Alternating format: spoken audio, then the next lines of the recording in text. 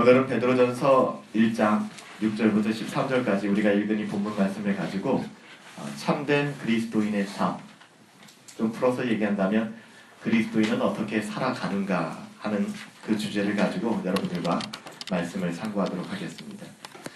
저는 이 예배를 통해서 고백하고 싶은 한마디, 여기 모인 우리가 그리스도인이다 라는 사실입니다.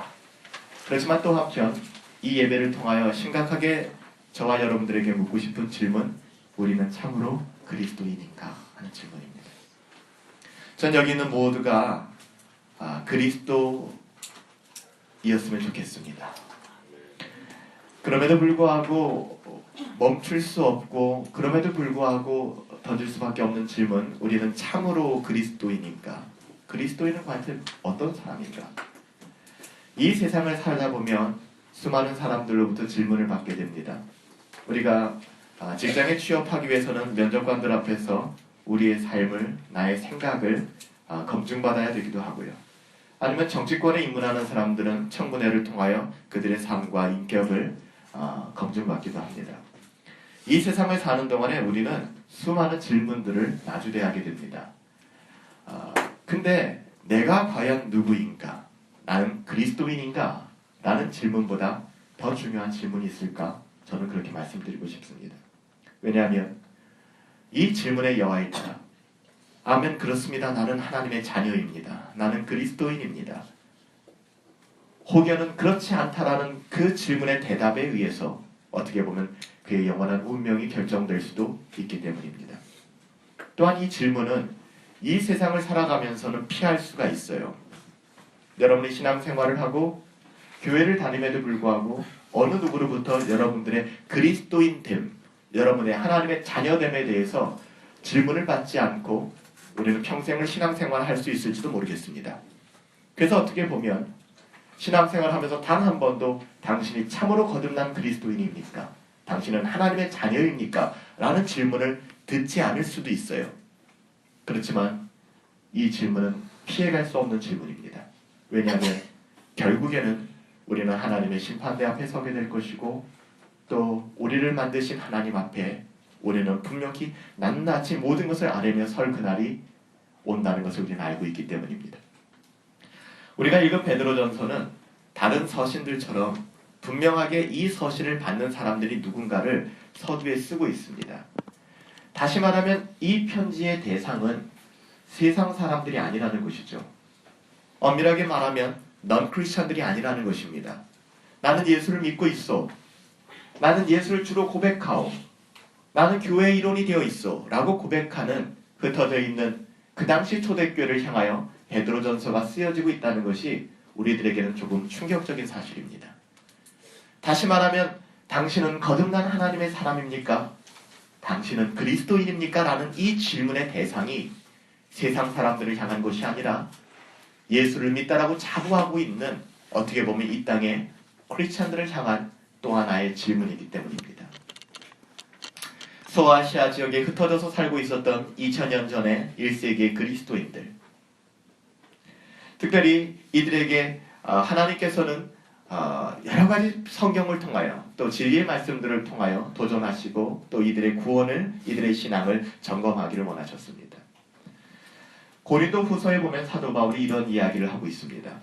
고린도 후서 13장 5절에 보면 너희는 믿음에 있는가, 믿음 안에 있는가, 너희 자신을 시험해보고 너희 자신을 확증하라.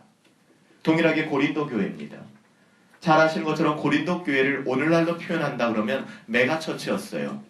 수많은 은사들이 일어났고요. 수많은 신비한 현상들도 일어났고요. 수많은 지성들이 거기에 모여들었습니다.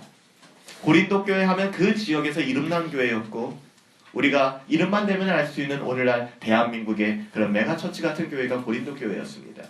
그 고린도 교회를 향하여 사도 바울이 이렇게 이야기하는 것입니다. 고린도에 있는 하나님의 교회 그 사람들에게 너희는 믿음 안에 있는가? 너희는 참으로 믿음 안에 있는가? 너희 자신을 스스로 시험하여 보라. 우리가 상대방을 시험하라고 얘기하는 게 아니에요. 우리가 T4G를 통해서 복음을 배우고 공부하는 그것이 남을 판단하고 평가하기 위한 수단이 아니라고 했습니다. 나의 영혼을 점검해보고 나의 영혼의 어떠함에 유익을 얻고 교훈을 얻는 것이죠. 너희가 믿음 안에 있는가? 너희 자신을 시험하고 끝나는 것이 아닙니다. 확증하라. 너희가 흔들어서 끝나는 것이 아니라 너희 영혼을 흔든 다음에 너희의 영혼이 쑥 빠지지 않는 그것을 확증하라. 너희가 어디에 서 있는가? 너희의 구원이 빼앗길 수 있는가? 너희가 누리고 있는 구원은 무엇인가? 너희는 믿음 안에 있는가? 너희 자신을 시험하고 너희를 확증하라. 예수 그리스도께서 너희 안에 계신 줄 너희가 스스로 알지 못하느냐? 너희 안에 예수 그리스도가 계신 것을 알지 못하느냐? 그렇지 않다면 너희 안에 예수 그리스도가 계신 것이 확증되어지지 않고 믿어지지 않는다면 너희는 버림받은 자라. 너희는 버림받은 자. 저는 이 바울의 서신 고린도 후서를 보면서 이것이 교회를 향한 메시지라는 것이 저에게는 적지 않은 충격이었습니다. 처음에 목사가 되고 처음에 신학을 하고 목회의 길로 접어들고 예수님을 믿은 다음에 전도는 넌 크리스천을 향한 것이라고만 생각했습니다. 전도는 도무지 예수님을 알기를 거부하는 사람들을 향한 것이라고만 생각했습니다. 근데 성경을 보면서 깨닫게 되는 것은 성경의 대다수의 내용들이 자칭 나는 구원받았다라고 하는 그 당시에 교회의 수많은 사람들에게 주어졌다라는 것을 깨닫고 저는 몹시 당황했습니다. 그리고 제 자신의 구원의 근거에 대해서도 흔들어보고 그렇지만 여전히 그럼에도 불구하고 오호라 이 구원이 나로 말미암은 것이 아니기 때문에 나의 어떠함으로 잃어버릴 수 있는 것이 아니구나. 하나님의 놀라운 은혜요 하나님의 놀라운 사랑의 결과이구나. 우리가 예배 시작하기 전에 잠시 삶을 나누고 간증하는 시간을 가졌는데 우리 박성덕 집사님이 고백하셨던 것처럼 하나님의 주권 그러면은 늘 언제나 깡패 같고 자기의 뜻대로 행하시는 자기의 혈기를 부리는 하나님이라고 생각했던 그 하나님의 주권이 신앙을 알아가면 나갈수록 그 주권이 하나님의 사랑과 맞닿아 있다는 사실, 우리가 아직 죄인 되었음에도 불구하고 하나님의 그 놀라운 사랑, 도저히 인간이 감당할 수 없는 그 사랑으로 집요하게 우리를 사랑하시어 우리의 어떠함이 아니라 하나님의 어떠하심으로 우리를 구원하신 그 주권을 발견하고 나서 얼마나 감격했는지 모릅니다. 사랑하는 여러분들, 성경은 우리에게 끊임없이 도전합니다. 우리의 믿음이 참된 믿음인가 그렇지 아닌가를 테스트해보라는 것입니다. 어떻게 우리는 우리 자신의 믿음이 참된 믿음인가 구원 얻는 믿음인가를 그렇다면 테스트할 수 있을까요? 저도 처음에 이 고민이 많았어요. 도대체 어떤 것으로 구원받았음을 확인할 수 있단 말인가? 도대체 어떻게 할 수 있을까? 먼저 여러분들에게 그리스도인은 어떤 사람들인가에 대한 이야기를 나누고 싶습니다. 여러분, 우리는 그리스도인들입니까? 우리가 그리스도인인가? 라는 질문은 당연히 그리스도인이 어떤 사람인가에 대한 질문을 전제로 하고 있죠. 여러분, 그리스도인은 어떤 사람들입니까? 그 당시 1세기 수리아 안디옥 지역에 처음으로 세워진 그 교회 가운데에서 그리스도인이라는 이름이 사용되기 시작했습니다. 사도행전 11장 26절에 가보면 제자들이 안디옥에서 비로소 그리스도인이라는 일컬음을 받게 되었다. 그리스도인이라는 말이 처음으로 등장하기 시작합니다. 그들의 말이 아니라 그들의 삶을 보니까, 그들이 살아가는 삶의 패턴을 보니까 그 당시에 예수 그리스도와 예수님과 너무나도 비슷한 삶의 패턴을 보여주는 거예요. 사람들이 그 사람들을 향하여 너희는 예수를 닮은 자다. 때로는 비아냥거리는 그런 목소리로, 때로는 존경하는 목소리로 그리스도인이라고 불렸습니다. 그렇습니다. 그리스도인은 그리스도를 따라가는 자요, 그리스도를 닮은 자요, 그리스도를 향하는 자입니다. 그 당시 그리스도인이라는 호칭은 그들이 그리스도를 따르라는 사람, 그들의 그리스도를 따르는 사람이라는 인식표였습니다. 이 군대 가면은 형제들은 인식표를 하고 다니잖아요. 생명줄. 내가 누구인가라는 군번과 또 혈액형과 그리고 내 이름이 거기에 딱 새겨져 있어요. 어떻게 보면은 우리의 목에 걸려있는 평생의 인식줄은 무엇인가? 내가 그리스도인이라는 인식표이죠. 왜냐하면 그들은 모두가 박해와 핍박에도 불구하고 그리스도를 따르는 사람들이었기 때문에요. 오늘날에는 예수를 믿는다는 이유로 법원에 끌려가거나 예수를 믿는다는 이유로 박해를 받는 사람은 없습니다. 적어도 대한민국 안에는 종교의 자유가 있기 때문에 없습니다. 그렇지만 1세기 우리 믿음의 선배들은 예수를 그리스도라고 고백함으로 말미암아 사자의 먹잇감이 되어야 했고 그들이 산채로 마녀 사냥을 당하며 화형에 처해져 있었습니다. 그럼에도 불구하고 그들은 어떤 핍박과 어떤 박해가 있을지라도 그리스도를 따라가는 사람들, 그들의 인식표에 나는 그리스도인이요 라는 것을 포기하지 않는 사람들이었습니다. 그들을 향하여 그리스도인이라, 저들은 그리스도인이라 그렇게 불렸던 것입니다. 그리스도인은 그리스도를 따라가는 제자입니다. 그리스도를 따라가는 제자. 제자는 주님께서 말씀하신 대로 이 땅에서 때로는 나 자신을 부인하고, 그쵸? 나 자신을 부인하고 십자가를 지고 겸손히 주님을 따라가는 사람들입니다. 그래서 그리스도 밖에는 설명이 불가능한 사람들, 좀 더 많이 배웠던 아니면 좀 더 좋은 스펙을 가지고 있던 상관이 없이 그리스도가 아니고서는 그 사람이 설명되어질 수 없는 무언가가 있는 그 사람이 바로 그리스도인인 것입니다. 그리스도인이라는 것은 우리가 가지고 있는 우리 자신을 수식해주는 많은 조건 중에 하나가 아닙니다. 나는 어떤 직장에 다니고 있어요. 나는 어떤 학교를 나왔어요. 나는 어떤 것을 가지고 있어요. 그것이 우리를 포장할 수 있는 여러 가지 형용사가 될 수 있겠지만 보다 근본적으로 피할 수 없는 가장 중요한 것은 내가 그리스도인이라는 것. 내가 주님을 따라가는 사람이라는 것. 이것은 우리의 가장 본질적이고 중요한 정체성이라고 믿습니다. 혹시 우리 가운데 아직 그런 신앙이 없거나 믿음이 없는 분들이 있다면 하나님의 은혜를 구할 수 있었으면 좋겠어요. 하나님, 도대체 이것이 무슨 말인지 이해될 수 있게 해주세요. 이 사람의 힘으로는 참 안 되는 것 같아요. 우리의 가장 본질적이고 중요한 정체성, 우리가 감히 마지막 하나님의 그 심판대 앞에 섰을 때 하나님께서 우리에게 물으실 것도 그것입니다. 네가 진짜 그리스도인이냐? 존 버년이 쓴 철로 역정에 보면 크리스찬이 천국문 앞에 이르렀을 때에 그들에게 요구했던 것, 너희가 증표가 있느냐? 다시 말하면 너희가 십자가를 통과했느냐? 너희가 주와 함께 죽었으며 주와 함께 부활한 새 사람의 그 증표가 있는가? 너희가 진짜 그리스도인이냐? 이 질문일 것입니다. 다시 말하면 내 믿음이 진짜냐? 내 믿음이 진짜. 주여 주여 하는 자마다 다 하나님 나라에 이를 것이 아니요 내 아버지의 뜻대로 행하는 자, 그 증표가 내게 있는가를 물어보실 것입니다. 여러분, 비록 초대교회가 환난과 핍박 가운데 주님을 따르는 공동체였지만 거기에도 참신앙과 거짓신앙이 공존하고 있었어요. 늘 마찬가지인 것 같아요. 예수님께서는 씨 뿌리는 자의 비유라든지 수많은 비유들을 통하여 이 밭, 교회 안에는 참신자와 거짓신자가 우리는 구별할 수 없지만 교묘하게 얽혀있다는 것에 대해서 많이 말씀해 주셨습니다. 초대교회도 마찬가지예요. 2000년 전에 초대교회는 다 뜨거운 가슴을 가지고 주를 사랑했을 것 같지만 그 안에도 참신앙과 거짓신앙이 공존했다는 것입니다. 다시 말하면 경건의 모양은 있지만 예배당에 나와서 앉아 있어요. 그리고 경건의 여러 가지 모습들도 다 소화해냅니다. 경건의 모양, 경건의 모습은 괜찮습니다. 그렇지만 참으로 경건의 능력은 부인하는 사람들, 위선자들이 그 당시에도 많이 있었다는 것입니다. 사도 바울은 디모데에게 이런 자들을 멀리하라고 경고합니다. 누룩과 같다. 이런 사람들을 멀리하라 그렇게 경고합니다. 또한 주님께서는 사대교회를 향하여 이렇게 말씀하셨습니다. 사대교회, 계시록에 보면 살았다 하는 이름은 있지만, 유명하지만, 이름은 가지고 있지만 그 교회는 죽은 교회다. 저는 이런 메시지를 들을 때마다 얼마나 두려운지 몰라요.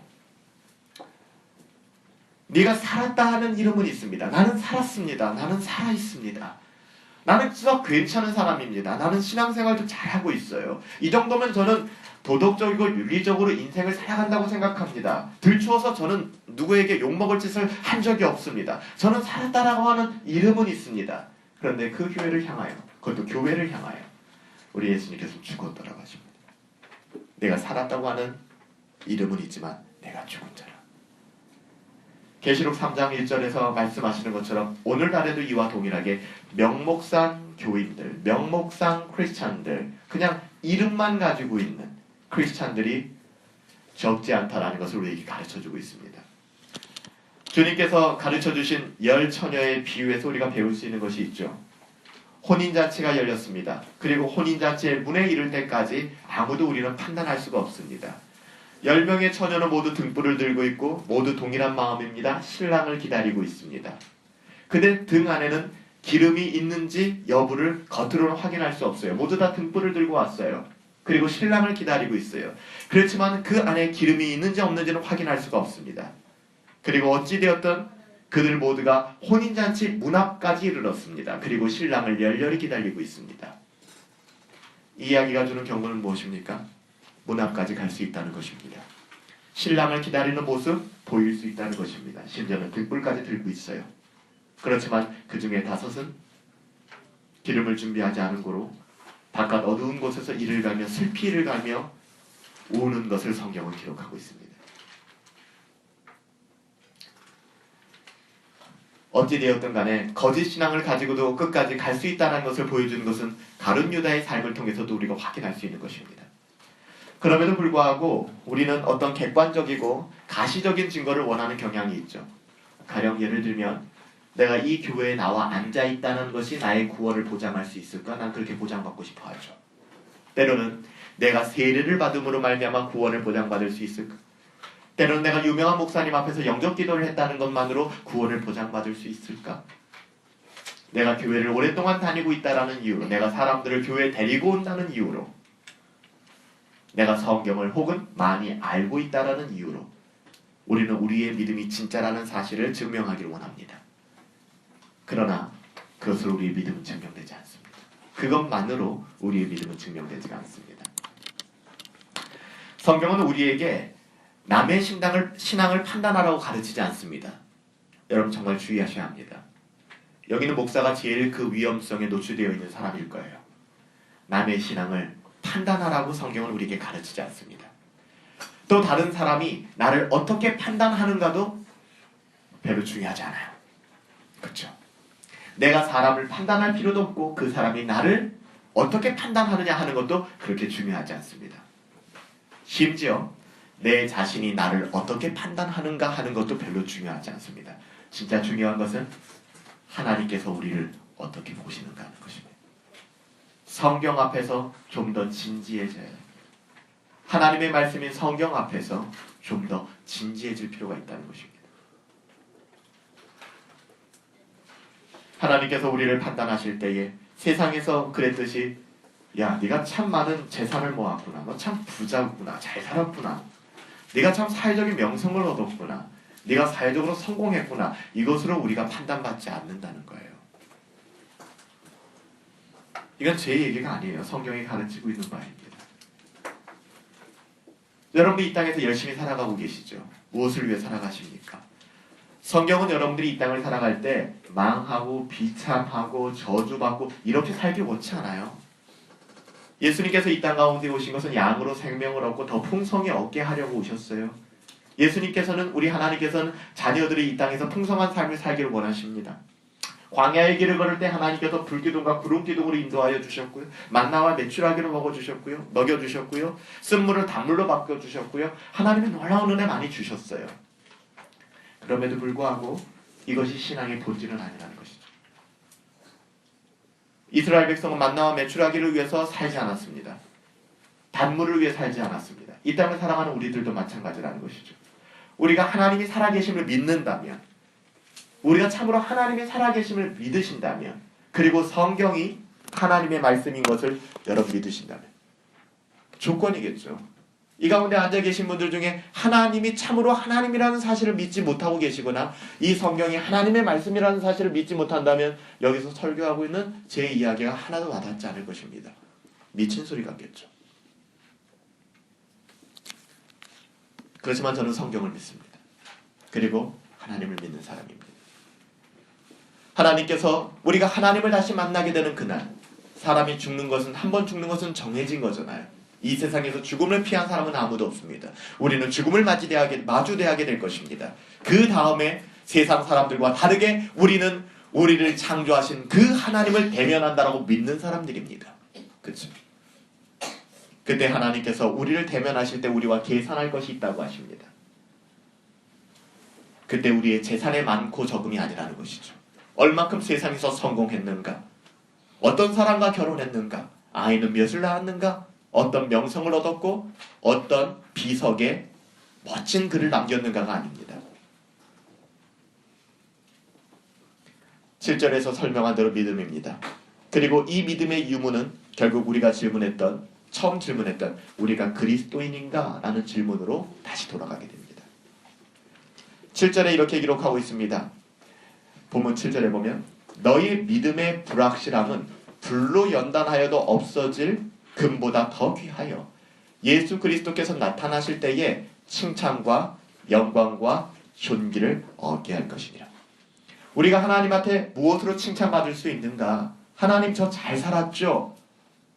우리 스스로의 기준이 아니라 성경이 제시하고 있는 기준에 우리는 관심을 갖기를 원합니다. 그리스도께서 나타나실 때에 우리가 이 땅에서의 마지막을 보내고 영원하신 하나님 앞에 마주대했을 때 하나님의 칭찬과 영광과 존귀를 얻게 될 것은 무엇입니까? 우리의 믿음의 확실함인 것입니다. 우리의 믿음의 확실함. 사도는 그것을 금보다 더 귀하다라고 표현하고 있어요. 은유적인 표현입니다. 왜냐하면 이 믿음이 왜 금보다 더 귀중한가? 왜냐하면 이것이 영혼의 구원을 가져오기 때문이에요. 사랑하는 여러분들, 사람이 한 번 죽는 것은 정한 일입니다. 그 이후에는 하나님의 심판이 있다라고 성경이 증언하고 있습니다. 우리가 참으로 이 사실을 믿는다면 우리의 죽음 이후에 우리의 인생이 영원하지 않잖아요. 그 이후에 하나님의 그 심판대 앞에 서게 될 것을 여러분 우리는 기억해야 될 것입니다.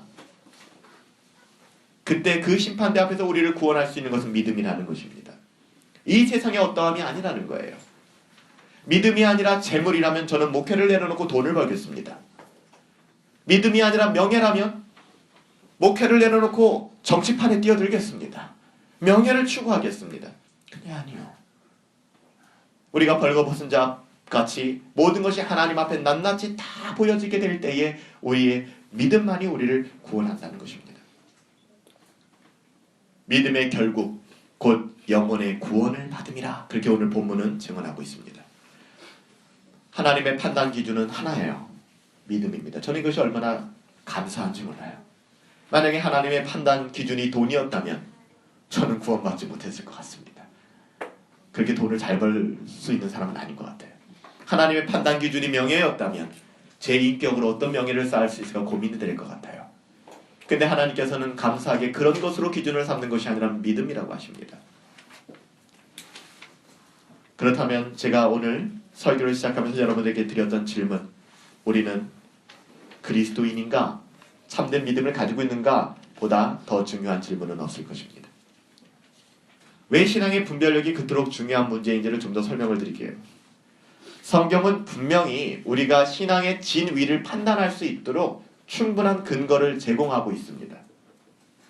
성경은 침묵하지 않아요. 성경을 잘 모르기 때문이에요. 성경을 보시면 이 성경 안에 우리의 구원이, 우리의 믿음이 진짜인가 가짜인가를 우리가 비추어 볼 수 있는 너무 많은 아주 선명한 기준들이 충분히 제공되고 있습니다. 왜냐하면 이것은 굉장히 중요한 문제이기 때문이죠. 이 목적은 무엇보다 우리가 스스로 착각하지 않고 참된 신앙을 돌아볼 수 있게 하는 거예요. 사도 바울도 믿음의 아들 디모데에게 너는 배우고 확신한 곳에 서라고 말씀하고 있습니다. 성경 어디에도 그냥 덮어놓고 믿으세요. 그냥 느끼는 대로 믿으세요. 잘 될 겁니다. 긍정적으로 생각하세요. 그냥 막연한 기대감으로 구원이 임하였다고 생각하세요. 라고 기록하지 않습니다. 성경을 보면 그래서 때로는 힘들어져요. 우리가 티포지에서도 살펴보았지만 말씀을 알면 알수록 자유함이 생기고 우리 마음이 흐뭇해져야 되는데 성경을 읽으면 읽을수록 내 마음속에 참 많은 무거운 짐들이 생깁니다. 물론 처음에 그래요. 그렇지만 그리스도의 은혜를 깨닫게 되면 이 모든 것들이 다 해결이 되죠. 참된 자유를 누리게 되죠. 저는 두려운 게 있습니다. 대학교 2학년 때 예수님을 만나고 나서 솔직히 한 번도 돌아선 적이 없는 것 같아요. 그렇게 앞만 보고 그리스도의 십자가의 표대를 향하여 달려왔습니다. 평생 참된 신앙을 가지고 살았다. 그렇게 그 길을 달려왔는데 마지막 주님을 만나는 그 순간 주님이 저를 향하여 내가 너를 도무지 모르겠다라고 말씀하시면 어떨까요? 이거는 여러분들에게 드리는 말씀이 아니라 저에 대한 고민이에요. 사도 바울이 고민했습니다. 내가 많은 사람들에게 생명의 복음을 전하고 이 복음으로 많은 교회를 세웠는데 마지막 날에 내가 버리움받을까 두렵다. 누가요? 사도 바울이. 신약 성경의 3분의 1을 썼던 사람, 예수 그리스도로부터 콜링을 받았던 사도가 그런 고민을 하는 거예요. 따라서 이런 고민은 안전합니다. 오늘날 신앙생활을 함에도 불구하고 단 한 번도 내 신앙을 흔들어 본 적이 없고 내 신앙의 구원에 대해서 점검해 본 적도 없다면 그것은 어떻게 보면 굉장히 위험할 수도 있다는 것이죠. 나는 한 번도 내 신앙이 거짓일 것이라는 것을 생각해 본 적이 없다. 근데 주님을 만났을 때 주님이 그리 말씀하신다면 여러분 우리들이 영혼이 어떻겠습니까? 우리 주님께서는 분명히 거짓 선지자들을 조심해라 그렇게 경고하셨습니다. 그리고 뭐라고 말씀하십니까? 그들은 열매로 분별하라고 합니다. 비유로 말씀하실 때 열매가 중요하다는 것입니다. 이것을 분별하지 못하면 자기의 믿음을 허물게 되는 치명적인 실족을 경험하게 될 것이라고 경고하고 있습니다.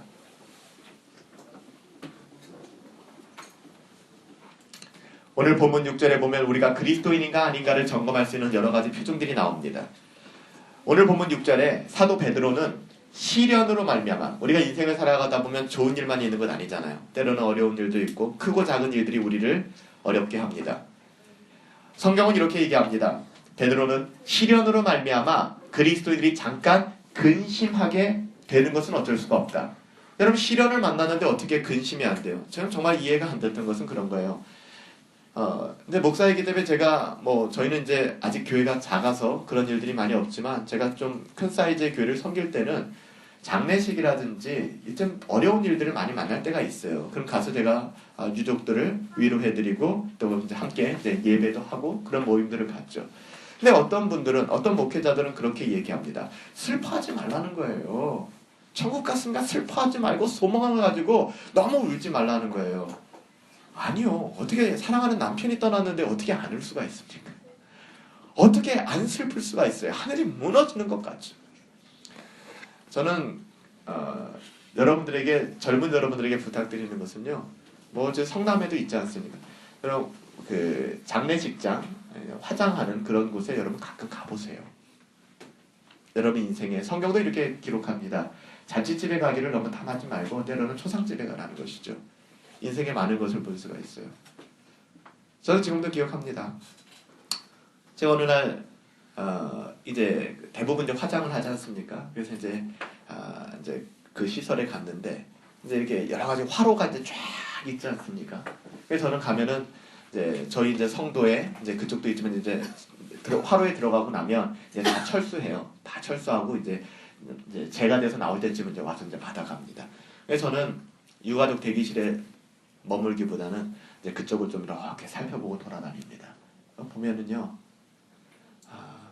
정말 우리 아이들 같은 청소년 같은 아이들의 영정이 있기도 하고요. 때로는 갓 30대, 40대 결혼한 지 얼마 되지 않는 가장의 그 영정 사진이 거기에 있기도 하고요. 가는 것은 진짜 다르더라고요. 야, 인생의 마지막이 있구나. 근데 제가 말씀드리고자 하는 것은 한 젊은 여인이었어요. 여러분들 그런 데 가보면은 욕을 하는 사람들 많이 만날 수 있어요. 사랑하는 남편을 떠나보낸 거예요. 얼마나 힘들고 얼마나 속상하면 그 여인이 욕을 하기 시작합니다. 남편을 욕하는 거예요. 큰 소리로. 그런 장면을 저는 굉장히 많이 봤어요. 근데 처음에는 이해가 안 됐어요. 저 뭐 하는 짓이야 저게. 예의 없게. 근데 나중에 그 모습이 이해가 되더라고요. 망연자실해서 이제는 내 새끼들이고 어떻게 키우라고 너 그렇게 먼저 갈 수 있느냐고 그 남편의 영정사진을 향해서 욕을 하는 그 여인들의 울부짖음을 전 본 적이 있어요. 여러분들 이 땅을 살아가는 그리스도인들이 모든 환난을 다 피하지 않습니다. 물론 이 땅을 살아가는 그리스도인들이 모두 다 환난만 당하고 핍박만 당하고 예수 믿으면 진짜 비참하게 살아가는 건 아니에요.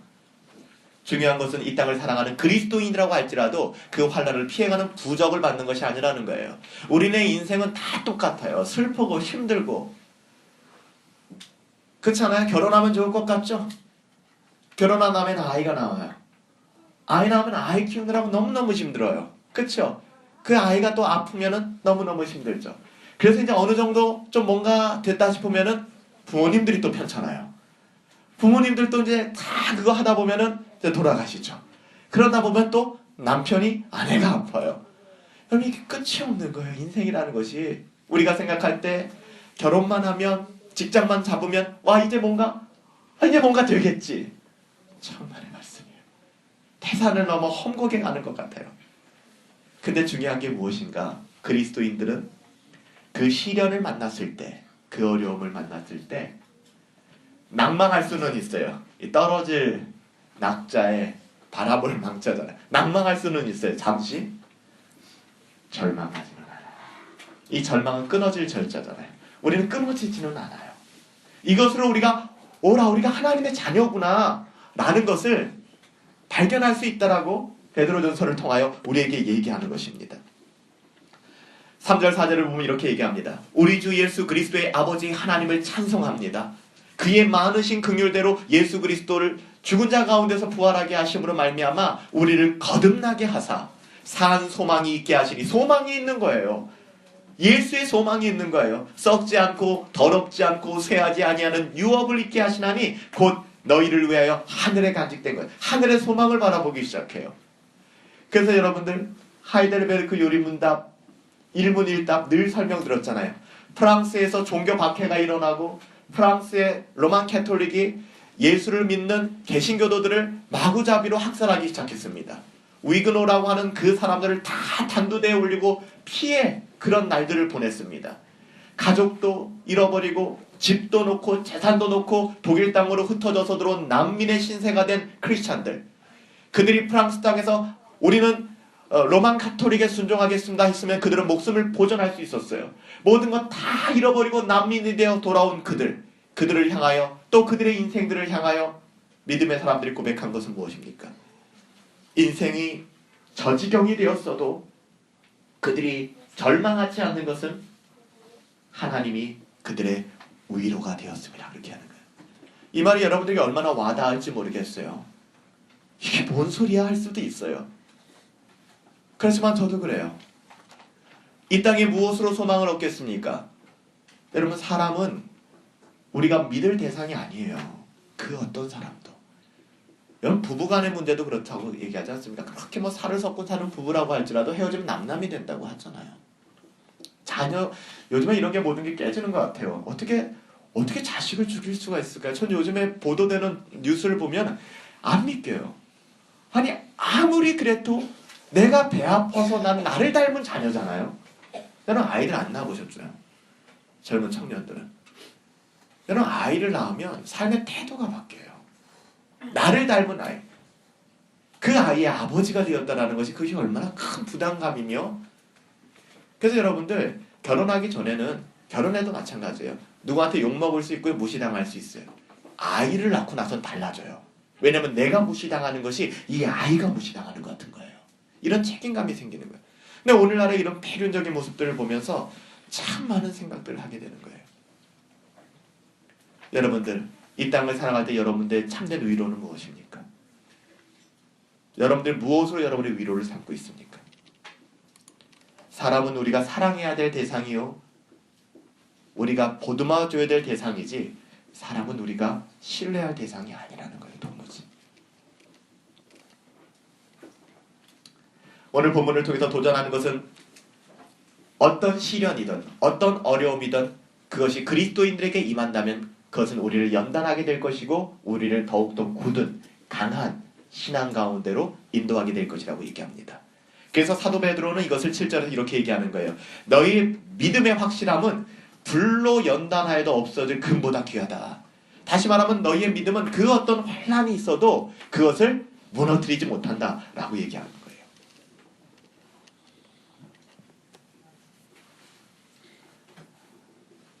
참된 신앙이 어떤 것인가에 대한 끝없는 씨름을 했던 사람이 있습니다. 18세기의 사람인데요. 18세기 전반의 사람입니다. 여러분들이 우리나라에도 거의 번역이 안 되던 책들인데 재작년부터 시작해서 한 작은 기독교 출판사가 이분의 책을 아주 그냥 공격적으로 번역을 하기 시작했어요. 굉장히 많은 책들이 있었는데 미국 내에서도 번역이 잘 출판이 안 되던 책들인데 오늘날 많이 다시 발견이 돼서 출판이 되는 책 중에 하나입니다. 조나단 에드워즈라는 분입니다. 조나단 에드워즈가 Religious Affections라는 신앙감정론이라는 책을 썼어요. 이건 책이라기보다는 어떻게 보면 설교였고 또 변증이기도 했습니다. 조나단 에드워즈가 18세기 전반에 미국의 뉴 잉글랜드에서 일어났던 1차 대각성 운동을 통해서 매우 격정적이고 흥분을 일으키는 그런 다양한 종교 현상들을 보면서 의문을 갖기 시작했습니다. 막 이상한 환상을 보고 막 이상한 말을 하고 넘어져서 천국 갔다 왔다는 사람들이 그 당시에도 많았던 것 같아요. 그러다 보니까 에드워즈가 진지하게 고민을 했어요. 이것이 진짠가? 이것을 어떻게 이해해야 될 것인가?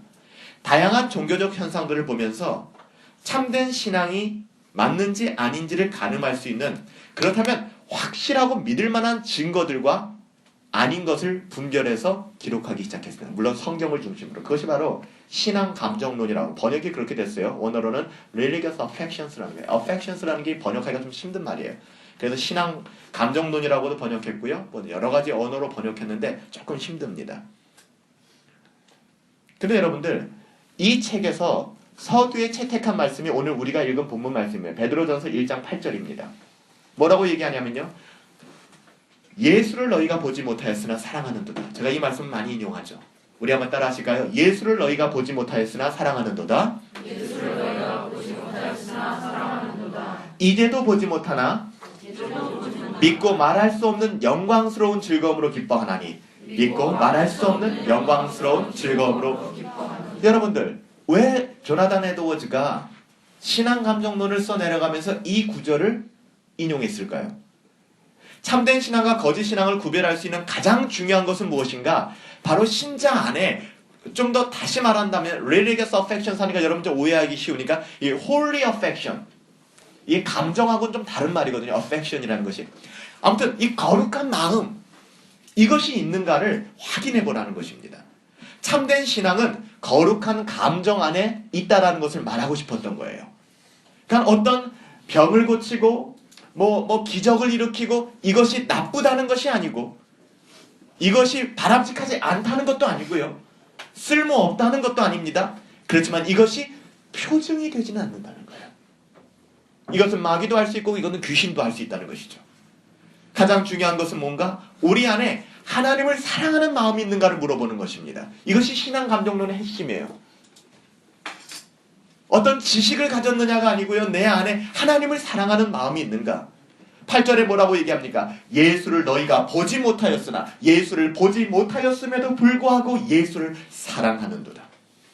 이제도 보지 못하나, 지금도 보지 못하여, 안 보여요.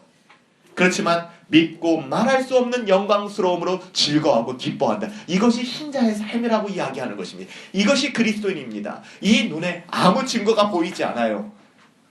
어렸을 땐 그러죠. 저도 초등학교 때 그랬어요. 학교 좀 늦었을 때는 하나님, 뒷문이 열려있으면 하나님 계신 겁니다. 이런 재밌는 장난 많이 쳐보잖아요. 뒷문이 열렸으면 하나님 계신 겁니다. 보면 뒷문이 또 잠겨있어요. 그럼 다음 넘어가고. 신앙이 어렸을 땐 그런 마음이 들죠. 하나님 살아계시면 이거 한번 해주세요. 근데 여러분들, 뭐 그럴 수 있어요, 누구나. 근데 우리가 참으로 거듭난 하나님의 자녀인가를 검증해 볼 수 있는 가장 중요한 표징은 무엇인가? 내 안에 하나님을 사랑하는 마음이 있는가? 안 보임에도 불구하고. 예수가 안 보여요. 때로는 미칠 것 같아요. 왜 내 인생에 이런 일이 일어나는지, 왜 내 인생에 이런 것이 자꾸만 일어나는지 이해가 안 되죠. 나는 왜 이런 가정에서 태어났고, 나는 왜 이런 사람을 만났고, 나는 왜 이렇게 살아왔는가? 때로는 하나님 나한테 왜 이러세요? 하는 마음이 들 때도 있는 거예요. 그렇죠? 그럼에도 불구하고 예수가 보이지 않는다는 건 그예요. 예수를 너희가 보지 못하지만 예수님을 사랑하는 겁니다. 이것이 가능할까? 가능해요. 이것이 구원받은 하나님의 자녀들에게 하나님이 주시는 마음이라는 겁니다. 이제도 안 보여요. 지금도 안 보여요. 그러나 믿고 말할 수 없는 영광스러움으로 우리는 rejoice, 기뻐할 수 있는 거예요. 지금 미친 거죠. 미친 거예요. 사람들이 이해를 못하는 거예요. 그래서 그리스도인들을 봤을 때. 그래서 안디옥 교회에서도 쟤네들 저 그리스도인 아니야 저거? 저 예수 선생님과 똑같은 짓을 하네? 라고 얘기한 거예요. 여러분, 이것이 그리스도인입니다. 여러분, 사도 바울은 예수님을 봤죠. 부활하신 예수님을 봤어요. 그렇지만 오늘 이 수신자, 오늘 이 편지를 받는 대다수의 수신자들은 육신으로 예수님을 본 적이 없는 사람들입니다. 이것이 사도와 수신자들의 차이, 우리들과의 차이점이죠. 우리 예수님을 직접 본 사람 아무도 없잖아요. 그렇지 않습니까? 그런데 사도와 마찬가지로 그들은 모두 예수님을 사랑하는 사람. 오늘 신약 성경에 나오는 신약 교회도 예수님을 만난 적이 없는 사람들입니다. 복음을 듣고 예수 믿은 사람들이 우리랑 똑같아요. 시간적으로는 2000년이 차이가 났지만 우리랑 다를 것이 없습니다. 그렇지만 그들 역시 예수를 눈으로 바로 본 적은 없지만, 그리고 그 어떤 환난과 핍박 속에서도 예수님을 사랑했던 사람들. 예수님을 사랑했던. 예수님께서는 요한복음 20장 29절에 이렇게 말씀하십니다.